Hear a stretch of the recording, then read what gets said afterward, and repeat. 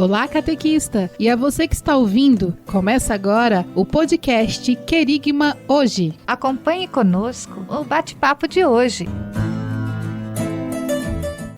Olá, boa tarde, bom dia, boa noite, né, para quem nos ouve, dependendo do horário aí pelo podcast e aqui pelo programa, uma boa tarde. Começa então agora o seu programa Querigma Hoje. O seu encontro com Jesus.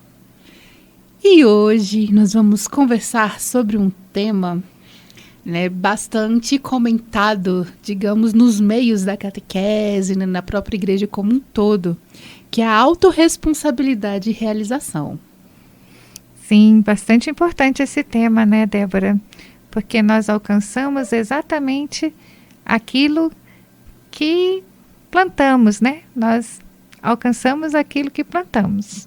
A nossa realização vai depender do nosso compromisso e a nossa responsabilidade também, tanto no caminho, né, de apóstolo, né, de discípulo, quanto também na vida em geral.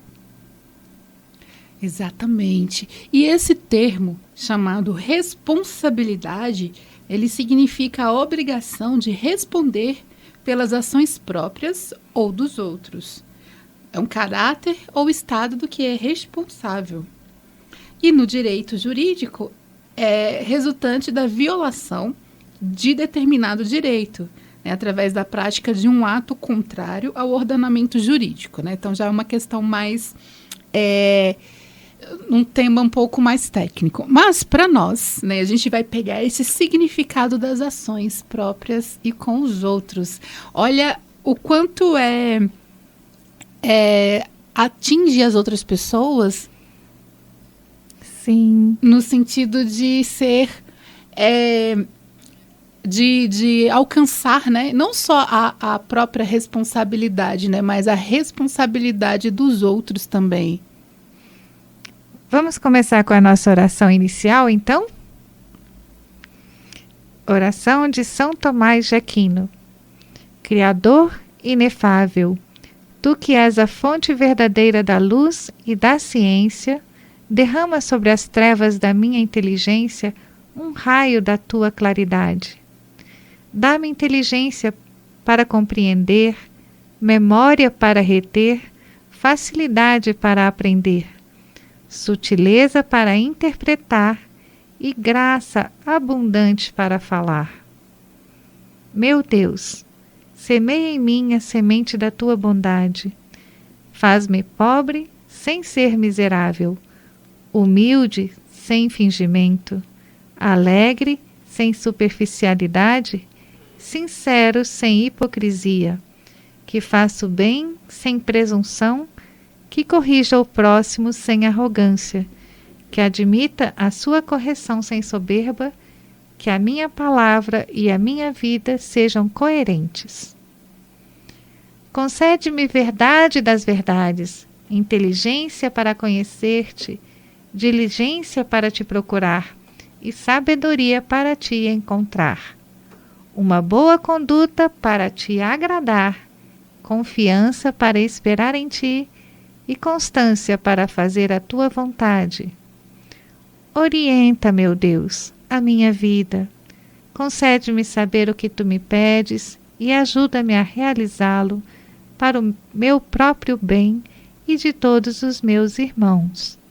Amém. Amém. E falando em responsabilidade, depois dessa oração belíssima, né, de São Tomás de Aquino, que nos dá força, né, até para seguir. E São Tomás, ele é um dos doutores da igreja, né, considerado aí uma das figuras importantes, né, que nos dá diversos exemplos de como seguir, né, nesse caminho, né, dessa condução. Ele demonstra nos seus estudos, né, que a gente chama nas súmulas, que é parecida também com a gente até confunde um pouco com as de Santo Agostinho, né? A gente coloca Sim, os dois no mesmo patamar, né? Por causa das linguagens parecidas, né? Então, São Tomás de Aquino, ele dá esses modelos também de como caminharmos, né, na nossa etapa, na nossa vida, né? E voltando para esse tema, né, de ser responsável pelo outro, responsável pelo próximo, né? Então nós, como catequistas, nós temos já nato, né, inserido em nosso caminho, né? Porque nós somos responsáveis pelas nossas atitudes, pelas nossas ações dentro da catequese, fora também, né? Porque muitos catequistas acham que eu vou lá, dou a catequese bonitinho, mas fora é tudo ao contrário daquilo que se passa, né? Não vive o que se diz. Não pode, né? O contra-testemunho é uma coisa muito danosa. Aquilo que a gente fala tem que ter coerência com a nossa vida, né? Principalmente uma pessoa que fala em nome de Jesus, né?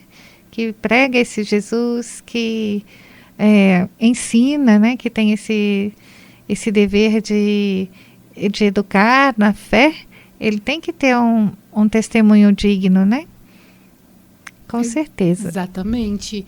E nós precisamos, né? Porque principalmente somos, né, corresponsáveis e responsáveis, né? Pelos nossos catequizandos, né, independente da idade, crianças ou adultos, jovens, e é importante que a gente tenha essa postura. Por isso que esse tema, ele é um tema que ele mexe, né, um pouco, né, com os nossos sentidos, com a nossa vivência, porque a gente sabe que muitas vezes é difícil a gente ter e manter essa postura cristã em muitas situações da vida, né? Então a vida às vezes ela vem com vários percalços para nós. E dentro desses percalços, a gente, às vezes, não consegue seguir exatamente aquilo que o Cristo pediu, né? E aí a gente age como os próprios discípulos, né? Colocando aí como Pedro, que negou Jesus. E aí a gente precisa voltar, né? Como ele fez, mesmo no erro, mas ele voltou porque ele teve uma responsabilidade muito grande depois, que foi o nosso primeiro Papa, né? Que ele se tornou. Sim, Pedro era uma pessoa impetuosa, né? Ele falava com muita convicção, assim, eu te seguirei, Senhor, eu morrerei por ti. E quando estava lá, né, naquela sexta-feira que Jesus foi preso, né, de madrugada, ele foi capaz de negar Jesus 3 vezes. Muitas vezes a gente não vai nem saber, né, que estamos negando Jesus, porque a nossa consciência às vezes não vai nos acusar, não é? Mas é importante que a gente saiba que existe o caminho do perdão, né? Jesus, quando teve a oportunidade, depois de ressuscitado, encontrar-se com Pedro, né? E perguntar para ele: Pedro, tu me amas? Sim, Senhor, eu te amo. Pedro, tu me amas? Sim, Senhor, eu te amo. E pela uma terceira vez também, né? Assim, a contagem, o tanto que ele negou foi o tanto que ele afirmou o amor por Jesus. Então a gente pode aprender por esse apóstolo tão forte, né? Que foi o nosso primeiro Papa, que hoje o Francisco é o sucessor, né? Desse apóstolo, desse Papa, né? A gente pode aprender que existe sempre um coração de Deus desejoso de nos perdoar. Exatamente. E o significado da autorresponsabilidade é a capacidade de assumir a responsabilidade pelos rumos da nossa vida, seja profissional, pessoal, até mesmo na igreja. E quem trabalha essa habilidade compreende o seu papel frente às coisas boas e ruins que acontecem em sua trajetória, né? E assim como, né, nós colocamos, a gente entender, né, os dois lados, né, como a Lilian falou muito bem em relação ao nosso próprio Papa, né, Papa Francisco, ele traz muito para a gente essa vertente, né, de como vencer, né, essas dificuldades, essas tribulações, essas situações. Sim, a vida de nosso Papa não é fácil, são muitos julgamentos, né? Às vezes as pessoas não compreendem os caminhos que a igreja tem tomado, né? E o porquê, né? Essa fidelidade a Jesus Cristo, ela é, às vezes, mal interpretada, né? Eu tenho estudado ultimamente, né? e sobre eclesiologia. E uma das coisas que eu aprendi até a professora falando ontem, né? Que a gente não pode ser contaminado com ideologias, né? A igreja, ela é de Cristo, ela é universal, né? Digamos, dele, no sentido de acolher. Isso. Ela não é sectária, ela não é preconceituosa, ela não é discriminatória, ela é uma igreja que, quando fala a opção preferencial pelos pobres, não é porque ela está abraçando o marxismo, o comunismo e tal, é porque ela é evangélica. Jesus não se aproximou, né, dos mendigos, né, não se aproximou no posto, A boa samaritana, né? na Samaritana, né? E de todas as pessoas que tinham pecado, daquela que ia ser apedrejada, né? São pessoas, às vezes, da viúva, né, que perdeu o filho. São pessoas que as necessidades, né, que tinham necessidades, para dizer que existe, né, existe um amparo para elas. Ele foi esse amparo nesse mundo. E ele espera que, então, os cristãos também tenham essa posição de amparar-se uns aos outros, né? De não deixar as necessidades ou a dignidade da pessoa humana ser jogada fora por falta de atitude, né? Então, ele espera que nós cuidemos uns dos outros. E esse cuidado, né, nós temos que assumir, né, esse compromisso, né, na nossa vida, na nossa conduta, nas nossas catequeses, nos nossos encontros, né, perante, como a gente até conversou no início, com os nossos catequizandos, até no sentido de poder orientá-los bem, né, poder conduzi-los para um bom caminho e ter essa visibilidade, né, de uma igreja cristocênica, né, única, porém universal, desse acolhimento. E pensando nessa importância de sermos, né, acolhidos, vamos fazer a leitura de hoje. Que está lá em Filipenses, capítulo 4, versículo de 4 a 9. Alegrai-vos sempre no Senhor, repito, alegrai-vos. Seja conhecida de todos os homens a vossa bondade. O Senhor está próximo. Não vos inquieteis com nada. Em todas as circunstâncias apresentai a Deus as vossas preocupações, mediante a oração, as súplicas e a ação de graças. E a paz de Deus, que excede toda a inteligência, haverá de guardar vossos corações e vossos pensamentos em Cristo Jesus. Além disso, irmãos, tudo que é verdadeiro, tudo que é nobre, tudo que é justo, tudo que é puro, tudo que é amável, tudo que é de boa fama, tudo que é virtuoso e louvável, eis o que deve ocupar os vossos pensamentos. O que aprendestes, recebestes, ouvistes e observastes de mim, isto praticai, e o Deus da paz estará convosco. Palavras do Senhor. Graças a Deus. Linda essa passagem, né, da nossa Sagrada Escritura, lá em Filipenses 4. Paulo está exortando, né, aquela comunidade a ser do bem, né, a fazer as coisas corretas, a pensar em Deus, né, colocando Deus em primeiro lugar, e isso sempre vai trazer alegria, né, uma alegria que com certeza vai vir junto uma realização. Hoje o nosso tema também é falar sobre realização, né, Débora? E cumprindo assim, o plano de Deus para nós, cada um de nós, isso nos traz essa alegria verdadeira e esse sentido de estar realizando algo importante.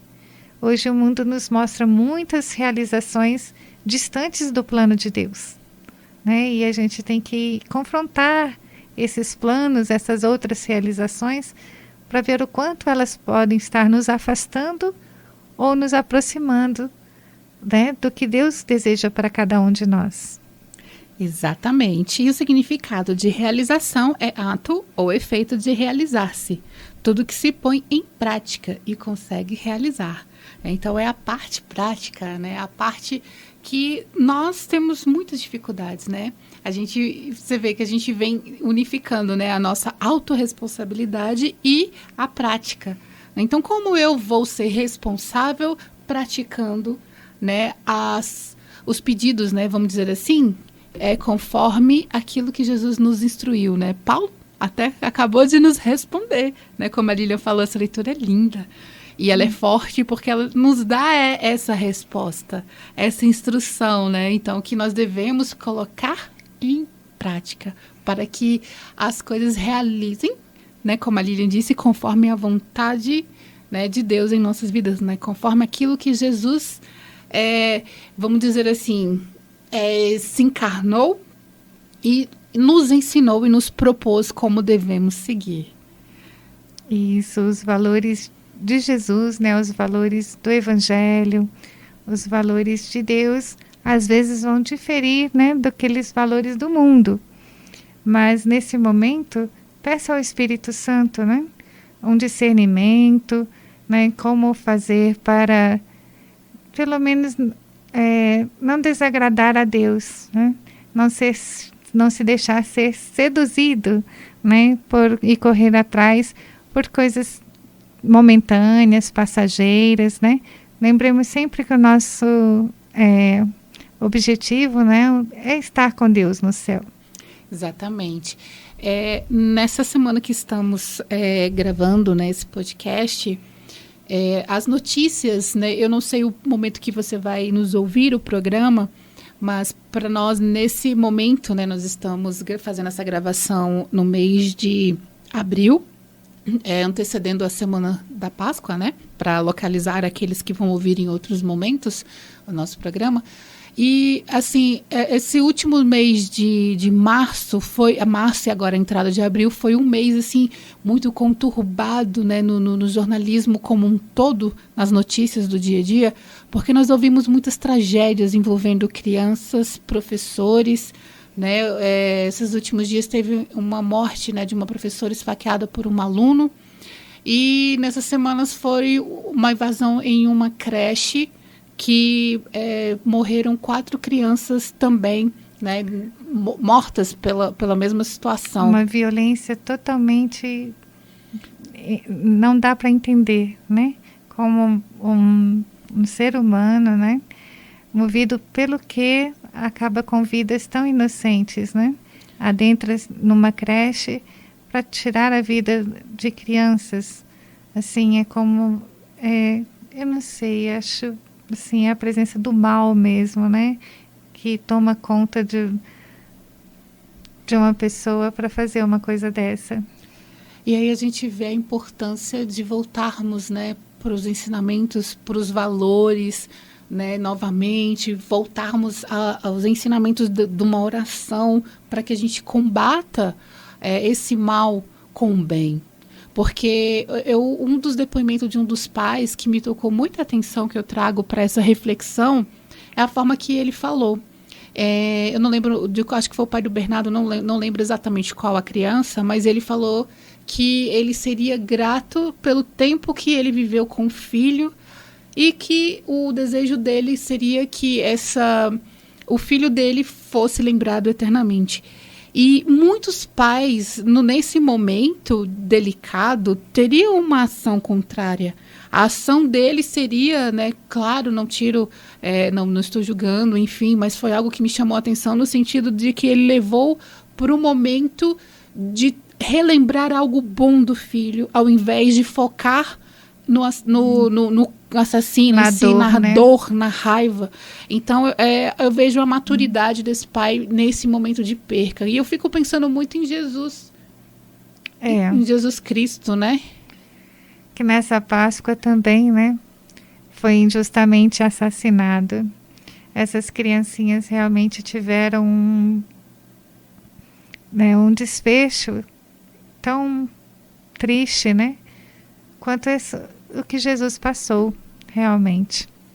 E Jesus, né, ele realmente foi condenado, né, por algo que ele não fez, e ele aceitou, né? Ele foi como um cordeiro imolado, né, para o matadouro, né? Que o cordeiro, aquele animal que ele era utilizado na Páscoa antiga, né, na Páscoa judaica, a gente fala muito disso também na catequese, dessa diferença da Páscoa judaica, né, e da nova Páscoa, né, com Cristo imolado, porque o carneiro era uma festividade que eles faziam, né, e eles serviam, né, um sacrifício, né, de um inocente.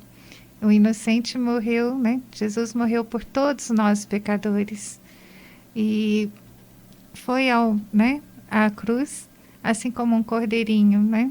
Ele sendo Deus, poderia ter desistido daquele, né? Tanto é a oração que ele fez no Getsemane, né? Pai, seja feita a sua vontade e não a minha. Né? Então, ele assumiu as dores, né, do ser humano para redimi-lo. Às vezes eu acho que hoje em dia esse discurso da redenção tem perdido um pouco, assim, as pessoas não compreendem mais, né? Uma pena. Mas é preciso que a gente reflita, Senhor, que, né, assim como aquele cordeiro retirava o pecado daquelas, né, do povo do Antigo Testamento, né? Ele era oferecido em perdão aos pecados. Jesus foi oferecido um perdão de todos os pecados da humanidade. O próprio Filho de Deus morreu. E ele assumiu, né, a responsabilidade maior, né, de ser esse filho que se doou por nossos pecados, né? E condiz muito, né, com esse tema. E igual o pai, no momento, consolava os outros pais.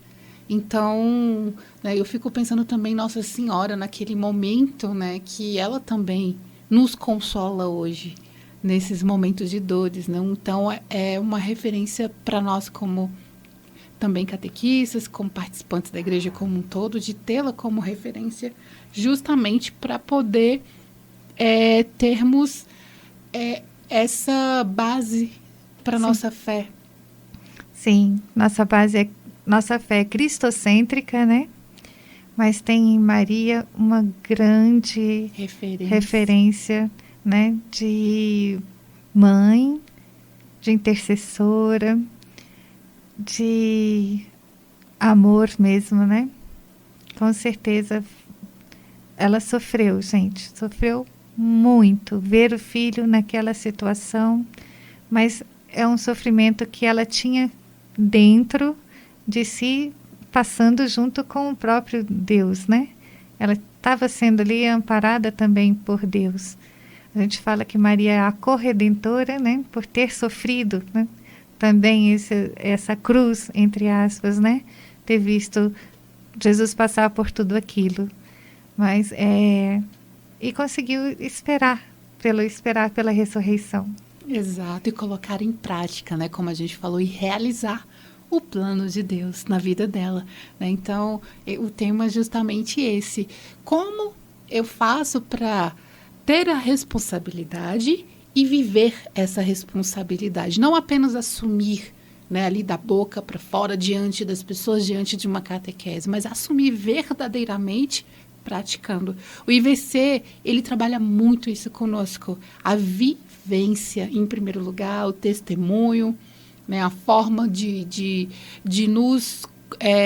condução, né, porque somos responsáveis pelo outro, por si mesmo também, né, então a gente deve honrar os nossos compromissos, as nossas orações, separar ali um momento, né, para a oração pessoal, que ela é muito importante. Sem a oração pessoal, né, a gente não consegue silenciar o coração como Nossa Senhora fez. Jesus Cristo, nesses momentos, né, antes das suas ações, ele saía, né, ele se afastava para ter o momento dele com o Pai, né? Então a gente vê isso fortemente, né, pelos evangelhos aí narrados, né, pela nossa Bíblia, que fala muito momento de oração Oração. pessoal, da autorresponsabilidade pessoal, e realizava também os planos de Deus. Então, fechando, né? Precisamos realizar os planos de Deus e, né, para realizá-los com responsabilidade, a gente deve ter sempre Jesus e Maria, né, conosco, né, como nossos guias, né, como nossa iluminação. E os apóstolos, né, os discípulos também, como referência, assim como os santos, né? Hoje nós falamos de vários, né? São Tomás, Santo Agostinho, como referência. É isso, ficamos hoje por aqui. Espero que essa reflexão fique aí em vossos corações, nos nossos corações também, para que possamos juntos ter essa responsabilidade e também com o outro e realizar o plano de Deus. Muito obrigada por nos escutar até agora. Fiquem com Deus e até a próxima. Até lá. Fiquem com Deus.